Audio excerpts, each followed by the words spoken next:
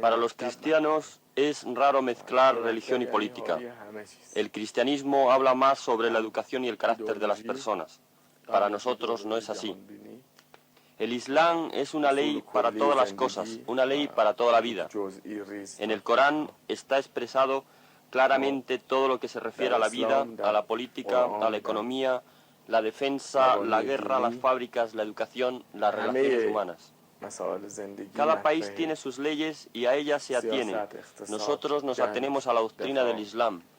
Esto va a cuento de que el señor Cárdenas estuvo en Irán y decidió publicar un hilo muy grande, que tengo aquí en la hemeroteca del buitre, que era de pues las impresiones que él producía de la imagen que le había producido usted esa visita a uno de los países más, digamos, odiados o detestados por la opinión pública en este momento. Le confieso que de su lectura yo veo un juicio de valor positivo, el que usted está haciendo de este país, y quiso compartirlo. Yo presumo que esto quizá pudo ser, usted me lo podrá corregir, instigado por don Carlos Paz, del que sé la opinión que tiene tanto de Israel como del mundo árabe, pero usted no necesita que nadie hable por usted, con lo cual me interesa más su impresión de por qué decidió arriesgarse a esto, que no es que sea algo políticamente incorrecto para la profesión periodística, que lo es, sino también para el bando, entre comillas. Volvemos a ver siempre. Estamos cogiendo el tópico de los bandos, que usted ya está demostrando en varios momentos que es imperfecto, no somos robots. Pero el bando mayoritariamente lo que toca es ser pro-Israel y anti el tipo de gobierno que hay en Irán. Sí. Es decir, sobre los bandos, que quiero de verdad dejar las trincheras, quiero dejar eso, que se me etiquete, quiero dejar de ser el periodista vinculado a una u otra idea y quiero de verdad ser un hombre libre, una persona que juzga las cosas, ¿no? Y ese fue el ejercicio que hice a raíz de mi viaje a Irán.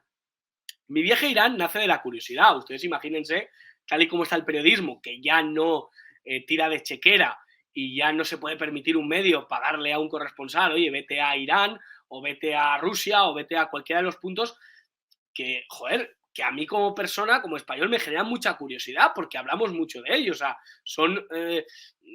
son, digamos, puntos calientes, ¿no?, de la actualidad española, ¿no?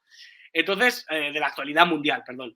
Entonces, bueno, pues nace de la curiosidad. A mí me ofrece un gobierno, porque buscaban periodistas que fuesen, pues me ofrece ir a Irán y yo digo, pues claro, o sea, fruto de la curiosidad, que yo creo que si eres periodista entiendo que cualquier persona querría. Mucha gente diría, no, yo a ese país no voy porque sé que allí lapidan a la adúltera y cuelgan al homosexual. Bueno, es su idea, usted se lo pierde. Te quiero decir, si usted tiene unos prejuicios como para no ir, pues, por eso fui yo, porque no tuve esos prejuicios, ¿no? Pero es verdad que yo llevaba esa mochila, o sea, yo llevaba, todo eso lo había escuchado. Es más, en mi mocedad, seguramente que en mi universidad o tomando una caña con amigos, seguro que he utilizado el argumento de no, porque a Podemos le financia Irán y en Irán cuelgan a los... Yo seguro que lo he utilizado en alguna ocasión, porque, bueno, porque bebo de gente que lo utiliza, ¿no? El señor Alfonso Rojo lo utilizó en aquel enfrentamiento con el señor Valdiguesa, ¿no? Tú has cobrado por trabajar para la televisión de Irán, para Hispan TV, has cobrado. Tú, un tío que el otro día arrancaste tu intervención aquí defendiendo a las mujeres, has estado presentando un programa para la televisión de los que les ponen el chador, cuelgan a los homosexuales de las grúas y lapidan a la adúltera. Tú has estado cobrando y te debía dar vergüenza. Y yo no voy a tomar la postura de Inda porque te tenía que dar vergüenza cobrar de Venezuela, cobrar de los iraníes y cobrar de los ayatolas. Que les ponen el chador y ese tipo de cosas, ¿no? Cuelgan a los homosexuales y... Efectivamente, el señor Federico Jiménez Santos también lo ha usado mucho, tal, bueno. Y entonces, pues voy allí con mucha curiosidad. Voy acompañado de una persona, de un amigo, un colega de profesión, como es Carlos Paz, y voy para allá. Bueno, pues me topo con un país que no es como se me ha descrito. Me parece de una sabiduría enorme la de su abuelo, porque es exactamente lo que me pasó a mí y lo que mucha gente me ha echado en cara. Ya, claro, pero en 15 días no puedes haber visto, oiga, yo he visto esto. O sea, hay una escena en el Evangelio en la que Jesucristo cura a un ciego Y entonces los fariseos le dicen, pero es que este hombre es hijo de fornicación, porque su madre no estaba casada cuando se tuvo, este hombre habla en nombre de Belcebú, porque... Y él dijo, mira, yo no sé, todo eso que dicen puede ser verdad, yo lo único que sé es que antes era ciego y ahora veo, ¿no? En referencia a que, oye, yo lo único que sé es lo que me ha pasado a mí. Entonces yo de Irán es lo que puedo contar. Mucha gente pensará que yo en el viaje de Irán recibí instrucciones y fui de la mano de un consejero político como el señor Cao de Benos hace en Corea del Norte, ¿no? Que acompaña a una fábrica, a una escuela, a sitios muy concretos que al régimen le interesa para dar una imagen blanqueada de ese régimen. Bueno, pues aquí en este caso no fue así. ¿Por qué? Porque es verdad que teníamos una persona que nos acompañaba pues, para hacer turismo, para visitar zonas de Irán, sobre todo la capital, Teherán, cosa que me dio la oportunidad de conocer, de andar por sus calles, es decir, de que no me metieran en una cápsula, me encerraran en un hotel y me llevaran a sitios estratégicos, ¿no? Yo pude estar en el mercado central de Teherán, yo visité los principales museos de Teherán, visité los principales centros de comunicación de Teherán, o sea que me fui por allí. Y todas estas actividades las hacíamos por la mañana y por la tarde nos dejaban a nuestra merced, es decir, nos dejaban liberados. Por lo tanto, desde las 5 de la tarde hasta las 10 de la noche yo tenía la libertad de ir a donde me diese la gana, visitar lo que me diese la gana y hablar con quien me diese la gana. Entonces, cuando llego a España, digo, bueno, esto yo lo tengo que contar. Lo que pasa es que sabía que si contaba lo que yo había visto, me iba a traer problemas. Y yo dije, ¿cómo lo cuento? Si lo cuento en mi programa, meto en un lío a Alfonso y a Periodista Digital, porque de alguna manera hablo en nombre de Periodista Digital y estoy dando una imagen que va en contra de lo que puede pensar Periodista Digital sobre Irán. Si lo hago mediante un artículo o un pequeño librito, pues la gente no lo va a leer. Y entonces digo, pues voy a hacer un hilo de Twitter muy directo. ¿Cuál es la consecuencia de eso? Bueno, la positiva es que muchísima gente, y la negativa es que no pude explicar cada uno de los puntos. Los puntos fueron muy esquemáticos y la verdad fue muy complicado para mí condensar cada una de las ideas. Después nadie me ha entrevistado, me ha llamado mucho la atención que nadie, oye, le ha llamado la atención y me ha entrevistado y he podido explicar cada uno de los puntos. Usted dice que hay cierto tono positivo. Puede ser. Yo lo que busco es la objetividad. O sea, yo en cada uno de los puntos lo que busco es describir lo que vi. Que alguien me pueda acusar, ya, pero es que usted no fue a las zonas rurales. Lo reconozco en el propio hilo y digo, oye, yo solo estuve en la ciudad de Teherán. Oiga, es que usted estuvo muy poco tiempo. Pues sí, es verdad, es lo que vi. También digo como su abuelo, he estado más que el señor Rubio Doncé, más que la señora Lupe Sánchez o más que todos los que me criticaron en Irán. Por lo tanto, creo que tengo un poquito más de autoridad para decir lo que vi en Irán. Entonces, la acusación no fue estándar, vamos a entrar directamente por la acusación que hacen de ¿está usted blanqueando a Irán? ¿Usted cómo se la toma? De decir, pues a lo mejor entonces... yo me pregunto qué pasaría si me dijeran a alguien, supongo que sería lo mismo que si alguien dijera, oye, le ofrezco hacer un reportaje sobre Cuba o sobre la Guinea de... visita guiada a la Guinea de Obiang, decir, oye, voy a mejorar mi parámetro yendo en persona que fiándome de lo que leo en las crónicas, pero el riesgo que es que, salvo que salga y diga, son todos una panda de asesinos, le van a acusar de... bueno, añade lo de derechita punky, que no sé ese concepto qué valor le da a usted, pero me interesa más la parte de blanquear por hacer un juicio de valor que no sea negativo de su visita a un país que tiene un régimen autoritario. Lo de la derechita punky me gusta, como término, pues me gusta bastante el punky como estilo musical y por lo tanto, oye, no me molesta, ¿no? Vamos a ver, lo del blanqueamiento es un debate periodístico que existe desde que se inventó el periodismo. O sea, ¿hasta qué punto el señor Évole entrevistando a Otegi lo está blanqueando?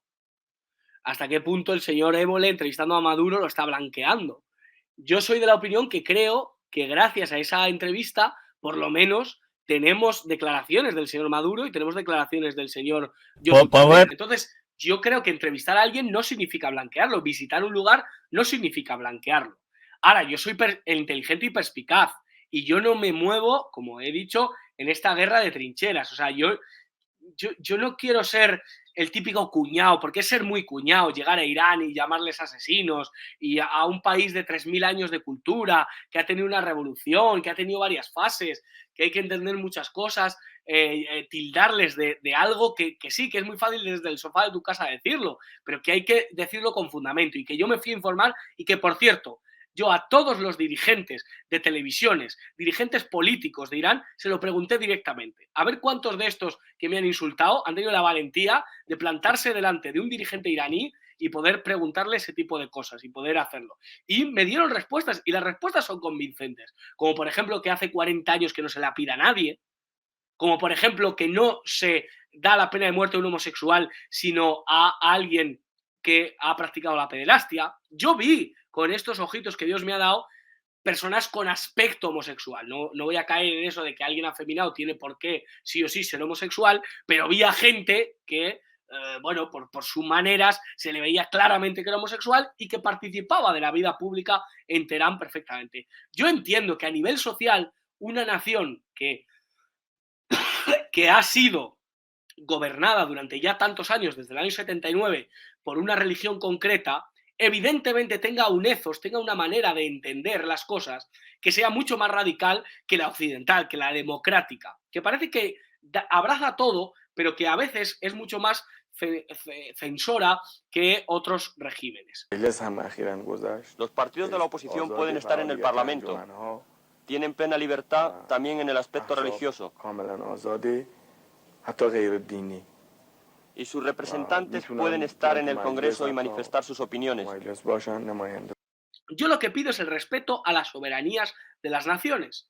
Y yo pido que si a Irán le funciona ese método, que no vengamos nosotros los occidentales, que no tenemos ninguna autoridad moral para juzgar a otros por la cantidad de barbaridades que nosotros mismos hemos cometido, y juzguemos a otros. Por lo tanto, que si a Irán le va bien ese régimen, que ellos mismos salgan adelante con ese régimen. Que si a Venezuela le va bien con ese régimen, ellos mismos sean los que salgan adelante con ese régimen. De verdad, yo puedo estar muy en contra. Pues, por ejemplo, a mí que no se tome alcohol, pues me parece una barbaridad. Me parece que no tiene nada que ver con la cultura española. Me parece que es algo que yo no podría vivir en Irán por eso. Que haya playas que no sean mixtas, pues me parece algo que al turismo le hiere de muerte, porque es imposible que tú vayas con tu pareja a visitar Irán si tu pareja se tiene que ir a 300 kilómetros a otra playa. Hay ciertas cosas que evidentemente me llamaron mucho la atención y que a mí no me gustaría para mi nación. Le reconozco que mi opinión al respecto es que yo coincido con usted en que al final todo lo que sea aproximarte a un tema, si es que quieres hablar de ello, y más aún si es un país, siempre va a ganar el que ha estado allí sobre el que no ha estado. Pero le pongo la controversia que veo aquí. Lo que no se quedaría habilitado es hacer luego ese reproche a otro en otro país de otro ámbito. Es decir, yo, tal como usted lo ha descrito, diría, pues bienvenido a la labor, señor Cárdenas. Esto ya no es lo que llaman antes periodismo de combate, sino al revés, es periodismo de información, de quien quiere informarse. Pero le veo un matiz, que si yo viera dentro de 5 años, que yo qué sé, que me engano del Spanish Revolution, se va a hacer una pieza para decir qué guay es, yo qué sé, el gobierno de Brasil, de Lula, que viera que usted pone en Twitter, qué vergüenza, qué lametón le ha... Es cuando entonces cambiaré mi idea, pues porque es lo único que me parecería que no sea reprochable. Si de repente alguien hiciera un reportaje que usted viera totalmente de alguien que se ha querido ir al país, pues eso, se cumple el aniversario de la Revolución Cubana y manda al reportero, que solamente lo harán, al reportero de Público tal, y viera que usted desaprueba esa actitud, que es cuando diría que no. Bueno, espero no cometer ese fallo. Yo soy una persona que se mueve mucho por impulsos y a veces meto la pata muchas veces, y entonces pues espero no cometer ese fallo. Yo he de decir que yo, a diferencia del señor Paz, el señor Paz sí que es militante de la causa iraní y la ha tomado para sí, él defiende ese régimen, yo no. Yo soy un periodista, yo soy una persona que busca la objetividad en este caso, y que fui a ese viaje. Entiendo que a ese régimen le interesaba que yo estuviese allí, pero entiendo también que en ningún caso ni me ha pagado absolutamente nada. Yo no he recibido ni un solo cobro del gobierno de Irán, ni tampoco he recibido presión para que yo diga una u otra cosa. sobre Irán.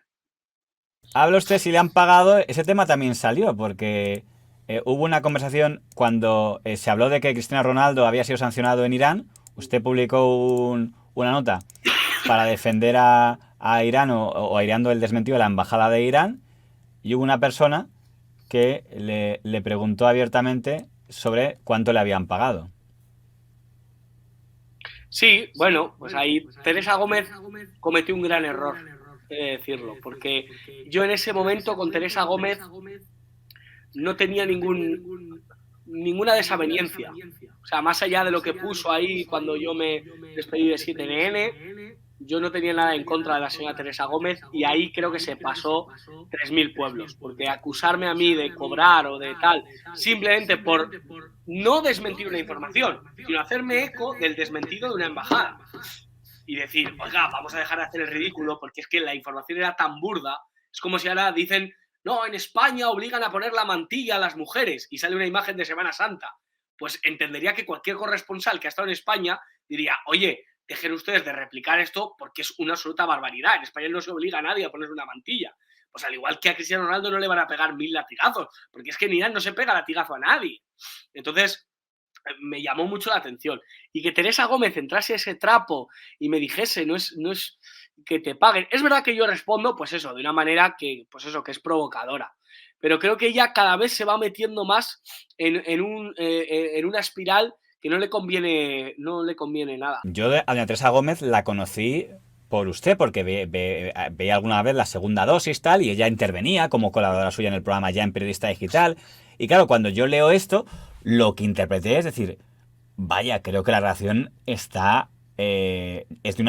son enemigos estas dos periodistas, porque acaba diciendo usted la referencia física y saludos al Junquero que le escribe los tweets, que creo que es alguien que ya ha sido mencionado en esta conversación, y ella acaba diciendo, te vas a ganar una hostia que vas a empezar a oler bien, lávate, que ya son términos propios de una bronca entre Kiko Matamoros y pues estas que veía Silvia Lozano en un programa de estos, y lávate, y teletetas, tal, con lo cual es algo, dices, creo que aquí hay una muy mala relación a nivel personal, más que profesional, claro. En relación a que es lo que sale Mercados rápidamente pone el foco allí, porque sabe que es algo que en lo políticamente correcto, usted en varias personas también habla de sí mismo, usted habla de sí mismo como el cabezón, el tal, en momentos del libro, pero en otros momentos, pues por ejemplo estoy pensando la famosa frase que hace de la señora doña Guadalupe Sánchez.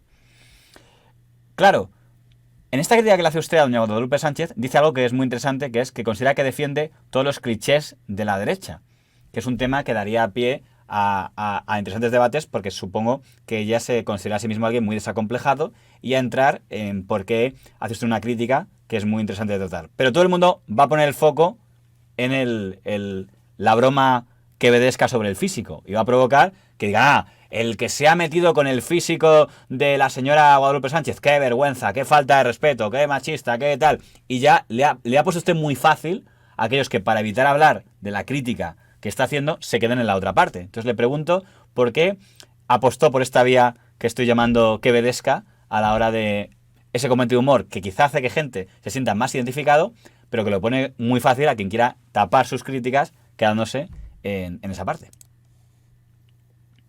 Yo creo que se lo pongo muy fácil a cierta gente. Y bueno, yo creo que nace a raíz de, bueno, vean ustedes la fotografía de la señora Lupe Sánchez y saquen ustedes sus propias conclusiones. Y después que yo recibo muy bien cualquier persona que se meta con mi físico. Es verdad que ahonda en mis complejos y me hace, pues eso, replantearme ciertas cosas, pero yo recibo muy bien los ataques físicos, por lo tanto, y los recibo diariamente. Entonces, bueno, pues sí, quizá ahí cometo un exceso, pero bueno, le da ese toque picantón al libro y bueno, decidí hacerlo así. Viva la paz, viva la justicia, viva el pueblo, viva América Latina.